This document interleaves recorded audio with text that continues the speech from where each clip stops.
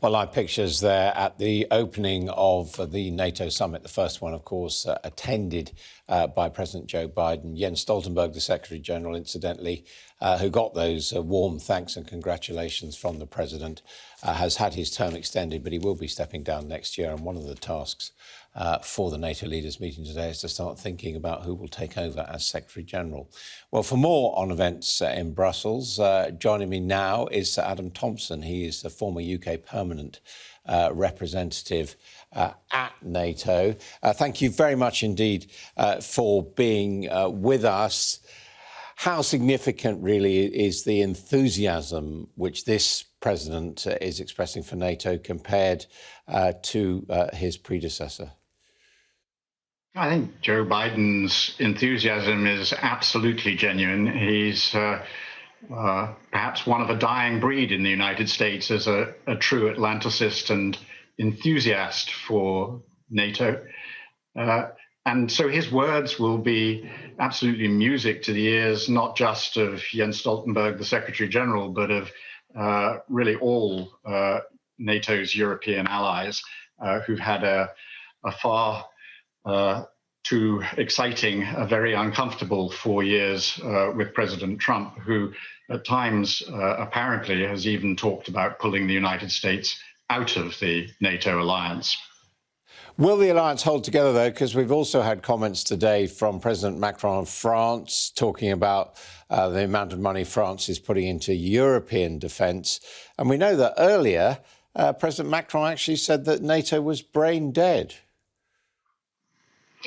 Yeah, the alliance will undoubtedly hold together. Excuse me. It is far more resilient than the occasional, in fact, constant debates and disagreements between allies would lead people to believe. France has always had a rather individual approach to NATO, shall we say. I remember when I served as a young diplomat in NATO in the early 1980s, that handling French positions was always a major challenge for British and wider alliance diplomacy. And what's at stake today is a classic money question that can be just as tough in the European Union as at NATO. The Americans have proposed increases in NATO's three rather modest sized budgets, as much as anything as a signal of political solidarity. And this is uncomfortable for Paris. But they will find a way forward. I'm quite confident on this issue. Now, NATO is a defensive alliance. Who is the enemy now?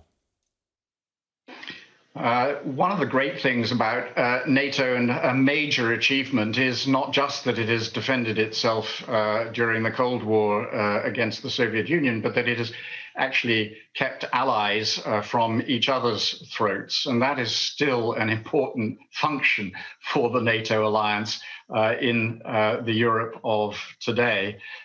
So even if it had no adversaries, you could say that NATO would be necessary, but it clearly sees Russia as a major challenge. It describes it as an adversary.